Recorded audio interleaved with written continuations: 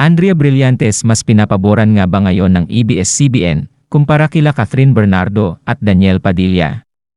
Viral ngayon sa social media ang naging sunod-sunod na post ng ABS-CBN sa kanilang social media account tungkol kay senior high star Andrea Brillantes. May nagsasabi na damage control ito para di tuluyang masira ang pangalan ng aktres. Pinuputakte ngayon ng kaliwat ka ng bashing si Andrea na itinuturong naging dahilan ng hiwalayan ng Kathniel. Si Andrea din ang tinuturo ng ilan sa hiwalayan nila Miles Ocampo at Elijah Canlas.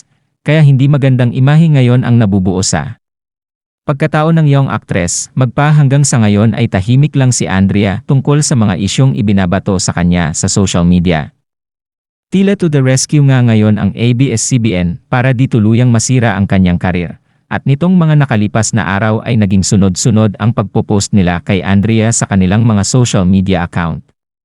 Kagaya na lang ng latest post nila na umabot na agad sa 1.1 million views, 48,000 reaction at almost 3,000 comments. Suportado naman si Andrea ng kanyang mga fans, anila, "Love you Andrea, wag mo isipin yung mga taong nang babash, mga walang magawa sa buhay yan. Hindi nakakaumay ang mukha ng batang to, iba ang ganda." Tungkol naman sa hindi pagsagot ni Andrea sa mga issue sa kanya, anila, "Bawal si Blythe magsalita. Isipin nyo artista siya, mapapagalitan siya ng management niya, gets nyo ba?" Para sa mga tao at sa mga kahombre ko dyan na may sitwasyon tulad ni Daniel, hindi nyo naman kailangan na magloko o kaya mambabae.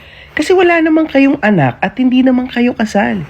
Pwede namang hiwalayan nyo yung partner nyo, tas saka kayo maghanap ng ibang babae. Mas okay yun, di ba? Wala kayong problema, walang stress. Tas balikan nyo na lang isa't isa kapag ready na ulit kayo. Hindi yung pagsasabay-sabayin nyo, di ba? Yan tuloy, di ba? Tulad nyan, kumalat tuloy na jute si Daniel. Di ba? When ang sana lang na nakakaalam nun is isang babae lang. Yan, sobrang dami nang nakakaalam. Yung kasikatan niya, ayun, sumikat din na ganun siya. 'Di ba? Pero syempre, saan pa ba magmamana? Tanong nyo kay Rosana Roses.